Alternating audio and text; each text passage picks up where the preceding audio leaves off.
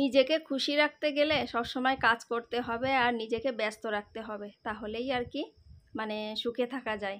মানে বলে না, খালি দিমাগ শয়তানের হয়, তার জন্য আমি যতটুকু পারি নিজেকে বিজি রাখার চেষ্টা করি। রাধেকৃষ্ণ বন্ধুরা, কেমন আছো সবাই? আশা করি ভালো আছো, সুস্থ আছো। আমরাও ভালো আছি। এই যে সকালবেলা আর কি চাই বানাতে চলে আসছি, তা দুধটা ফ্রিজ থেকে নিয়ে এলাম আর চাই এই যে দুধটা দিয়ে দিয়েছি। আর এখন এই যে চায় দিতে গিয়ে দেখলাম চায়ের ডিব্বাতে চাটা নেই, কালকেই শেষ হয়ে গেছিলো। তো অভিষেকের পাপা রাত্রেবেলায় এনে রেখে দিয়েছিল, তা আমি আর দেখিনি। সকালবেলা উঠে দেখলাম যে এখানে মানে চায়ের থেলিটা পড়ে আছে। তারপরে ঢেলে নিলাম। আর এই যে রাত্রেবেলা যে বাসনগুলো মেজে রেখে দিয়েছিলাম সেগুলো আর কি যে এখন যার যার জায়গায় সেখানে রেখে দেব। আর ওদিকে চায়টা হতে হতে এদিকে আমি আমার কাজকর্মগুলো আর কি সেরে নেব। তা যতটুকু নিজেকে মানে বিজি রাখা যায় ততটুকু আমি বিজি রাখতে চাই। তার কারণ একা একা থাকলে না বাড়ির কথা মনে পড়ে, নিজেদের আত্মীয় স্বজন সবার কথা মনে পড়ে। আর একা একা বসে বসে এগুলোই আর কি ভাবি যে কোথায় ছিলাম, কোথায় এলাম, আর কোথায় থাকবো, এটাই ভবিষ্যৎ কী আছে কিছুই জানি না।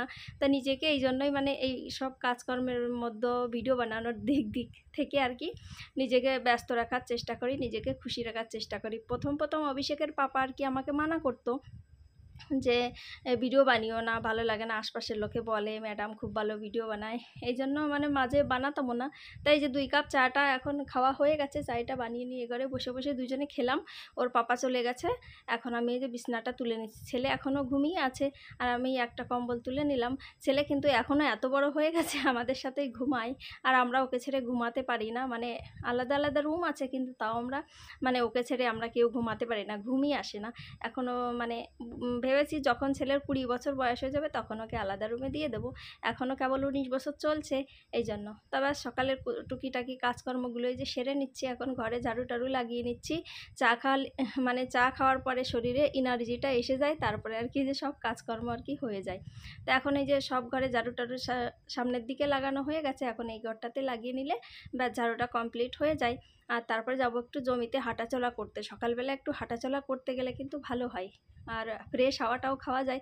দেখো আমার গাছে বেগুন মোটে ধরছিলই না, অনেক ফুল আসছিল কিন্তু ধরছিলই না। পাশের বাড়ির ওই বাইজি বললো যে মানে সোনার যে কোনো সোনা দিয়ে জলটা ছিটিয়ে দিলে নাকি ফল মানে এসে যায় তাড়াতাড়ি। তা সত্যি ওনার উপকার কিন্তু বলা যায় না।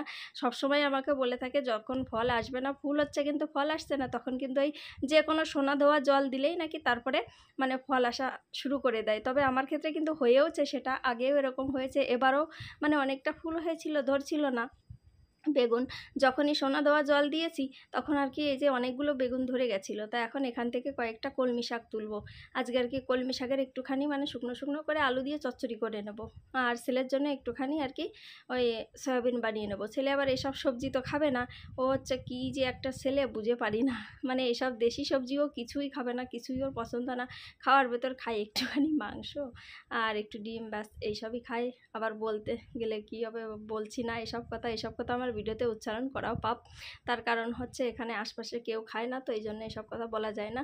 আর আমার ভিডিও কিন্তু আশপাশে সবাই দেখে, তার জন্য আর কি মানে আমি এগুলো কথা উচ্চারণ করতে পারি না। এরা বোঝে না কিন্তু হিন্দিতে ফরওয়ার্ড করে এরা আর কি দেখে। তো ব্যাস আমার ক্ষেত ঘোরাও হয়ে গেছে, সবজি মার্কেটটা তোমাদেরকে একটুখানি দেখিয়ে দিলাম। আর এই লঙ্কা গাছটা কি গরমের সময় থেকে অনেক কষ্ট করে একে বাঁচিয়েছিলাম। ভেবেছিলাম কলকাতার লঙ্কা, কিন্তু না, দেখলাম এই দেশীয় বড় বড় লঙ্কা হচ্ছে। চলো ক্ষেতটা ঘোরা হয়ে গেছে, এখন বাড়ি গিয়ে রান্নাবান্নার জোগাড়যন্ত্রগুলো করে নিই। সবজি তো কিছু নিলাম এই যে এখান থেকে, আর বেশি কিছু করব না।